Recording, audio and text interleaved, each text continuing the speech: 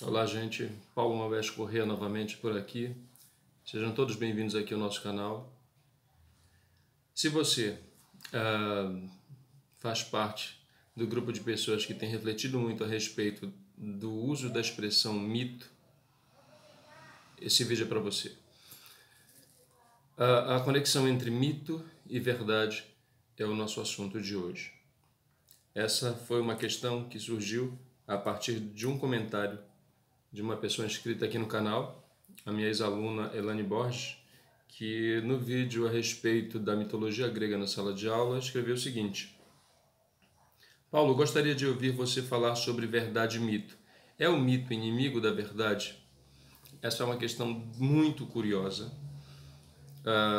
A expressão mito tem sido utilizada nesse momento atual da nossa história de uma maneira completamente equivocada, que remete, isso pode acontecer, a uma perspectiva um tanto preconceituosa do que seja mito, né?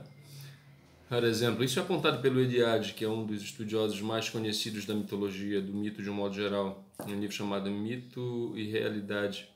Ele diz que há um entendimento preconceituoso em relação ao mito, de que tudo aquilo que você diz que isso é um mito, de que se trata de algo fantasioso, de algo mentiroso. No uso corrente, determinados sujeitos que são chamados de mito realmente têm uma personalidade que se confunde com a mentira, com expressão da moda, com fake news e coisa do tipo, mas a rigor, mito não é bem isso. Então, para ilustrar o que seja a natureza específica do mito, da narrativa mitológica, eu vou tomar como exemplo o contraponto entre dois tipos de discurso feito pelo René Menard no livro Mitologia e Arte. No primeiro volume, na introdução logo, ele diz o seguinte: se a gente for contrapor a linguagem utilizada na Antiguidade Clássica à linguagem jornalística de hoje, nós temos as seguintes manifestações. Se um sujeito desaparece nas águas, a linguagem jornalística de hoje diria que ele não sabia nadar, teve um problema, vamos adaptar aqui, ele se embebedou, se meteu na água e morreu afogado. Pura e simplesmente isso. Na Antiguidade Clássica, a coisa seria um pouquinho diferente. Se diria que ele era tão lindo, tão encantador, que as ninfas o levaram para habitar com elas no seu reino encantado no fundo das águas. Vejam, entre uma linguagem e outra há diferenças? Certamente. Mas um fato é inquestionável, e aí entra o lance da verdade: o sujeito desapareceu nas águas. Logo, já há uma percepção de que o mito é uma forma de explicar a verdade das coisas, ou uma leitura diferenciada de outros tipos de leitura, como a leitura da ciência, por exemplo. Para a gente pensar num exemplo que eu adoro citar nas minhas aulas, é o exemplo de Eco. Eco é uma personagem que é uma ninfa e, como todas as ninfas, bonita, só que ela tinha uma outra característica além dessa, que era a fala. Ela falava tão bem e assim, é uma fala muito sedutora. Quem parava para conversar com ela perdia a noção do tempo, de tão bom que era conversar com ela. E aí, uma outra personagem muito famosa na mitologia clássica, que é Hera, esposa de Zeus, tinha como característica ser ciumenta e criar confusão por conta desses ciúmes. E certa vez ela estava desconfiada que Zeus estava mantendo um caso amoroso com alguma ninfa. E aí ela foi procurar saber, né? Ficou escondidinha por ali e Eco se aproximou e começou a conversar com ela. Ela acabou não descobrindo nada e, tirânica como era agora sem H, quando se sentia contrariada, ela resolveu se vingar daquela que, na perspectiva dela, havia atrapalhado os seus planos, que era justamente Eco. E Eco foi condenada a nunca mais falar nada, somente repetir. E para aumentar o infortúnio dessa personagem, ela se apaixonou por um outro personagem que certamente vocês conhecem, por conta especialmente de ter passado conceitualmente para a literatura psicanalítica e até para o senso comum depois, que é o Narciso. Ela se apaixonou pelo Narciso, mas só que ela não podia se aproximar, porque ela não teria o que dizer para ele. E ficava observando ali, atrás da moita, né, num arbusto. E certa vez ele observou um movimento assim, atrás de um arbusto. E ele perguntou: quem está aí? E a resposta que ele recebeu foi: está aí, está aí, está aí. E ele pensou que fosse algum amigo que estava querendo brincar com ele e disse: vem cá. E ela, obviamente, repetiu: vem cá, vem cá, vem cá, vem cá. E ele foi, só que ele não gostou dela. Coitadinha da Eco. Aí aumentou ainda mais a depressão dela. Ela ficou tão arrasada que se escondeu no fundo de uma caverna.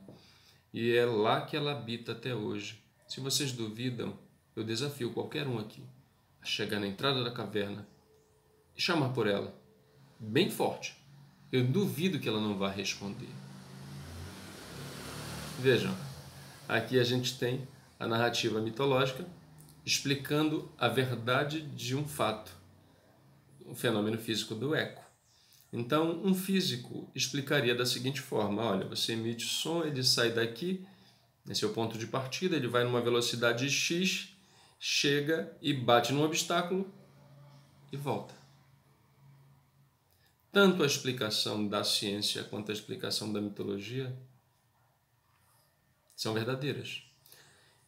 Conclusão: mito é uma forma diferenciada de leitura da realidade. Não é uma mentira. Quantas e quantas narrativas mitológicas nós conhecemos em que há a explicação do porquê das coisas? Essa, a propósito, é a natureza do mito: explicar, dentre tantas características, dentre tantas funções, explicar o porquê das coisas. Então, por exemplo, num mito mais regional, esse braço de rio aqui surgiu porque a cobra grande, depois de brigar com outra cobra do fundo, saiu cortando o espaço onde havia terra e abriu essa fenda aqui. Então, tem a explicação da origem de uma coisa. Tá certo? E, por exemplo, lembrei agora de um mito, de um mito indígena, que me foi contado por um aluno da Universidade do Estado do Pará. Eu fui professor lá em 2005, de 2002 a 2005, e o Domingos, ele era professor na área indígena e eu orientei o TCC dele justamente sobre mitologia indígena. E ele me contou, eu o convenci a fazer esse tema, a desenvolver esse tema, depois que ele me contou o mito de origem caiapó. Na versão que ele me contou consta o seguinte: muita gente já me ouviu contar essa narrativa. O primeiro índio caiapó surgiu no fundo de um lago, de um igarapé, de um rio. Era um espaço com água. E ele ficava preso numa espécie de gaiola ou de jaula, e ele se alimentava de batatinhas que desciam por meio de uma corda. E chegou um ponto em que ele ficou forte o suficiente, de tanto comer batatinha, para quebrar aquela jaula e vir à tona.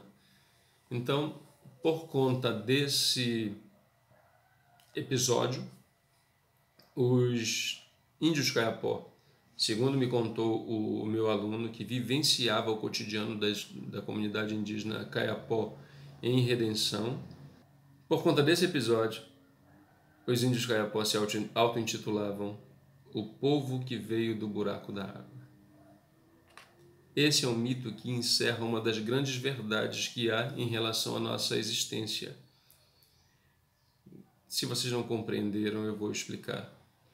Vamos fazer um contraponto entre a linguagem mitológica que eu expus agora e a linguagem da ciência, né? A ciência diz que nós somos gerados, somos guardados num rio também. O rio faz as vezes do útero materno. E nós ficamos também em uma gaiola. Quando a gente está para nascer, o maior desespero do pai é dizer: ah, rompeu a bolsa, é uma correria para lá e para cá. Essa bolsa é a gaiola. E nós também nos alimentamos de batatinhas que descem por uma corda, que é o cordão umbilical. E aí a gente vai comendo batatinha, comendo batatinha, comendo batatinha, até chegar o momento de ficar forte o suficiente para quebrar a gaiola, romper a bolsa e vir à tona pelo buraco da água. A expressão é muito sugestiva, até canal vaginal, né? Então, mas a mesmo foi cesariana, não interessa, mas mesmo que tenha sido um artificial, mas foi um buraco da água, né? E vejam, as duas linguagens encerram uma verdade. Nós estamos aqui para contar essa história, tá? Portanto, mito não é mentira. Como disse a minha aluna aqui, o mito é o inimigo da verdade? Não. O mito encerra ou guarda grandes verdades. O que acontece é que a maioria das pessoas não tem mais a capacidade de depreender essas verdades. E aí a coisa desanda, né, gente? Todo e qualquer mito tem uma função. Todo e qualquer mito tem um quê de, por exemplo, indicar não só a origem das coisas, mas também de induzir os elementos daquela comunidade a um determinado comportamento. Na medida que os vídeos forem avançando em relação a essa temática da mitologia, eu vou esmiuçar um pouquinho mais essa questão. Mas o que me interessa dizer aqui é reiterar: mito não é mentira. Tá bom? Gente, o vídeo de hoje foi para responder essa questão levantada pela Elaine. E vocês fiquem à vontade para fazer como ela, mandar questões, expor curiosidades, dúvidas. E aí a gente vai continuar aqui na nossa interação. Não esquecer, por favor, de se inscrever, de ativar o sininho, de curtir as publicações que vocês gostarem. E também indicar para os amigos, as pessoas que vocês acham que tenham algum interesse por aquilo que nós levantamos como temas aqui. Fiquem à vontade, agradeço desde já pela ajuda na divulgação do canal. Grande abraço, até a próxima.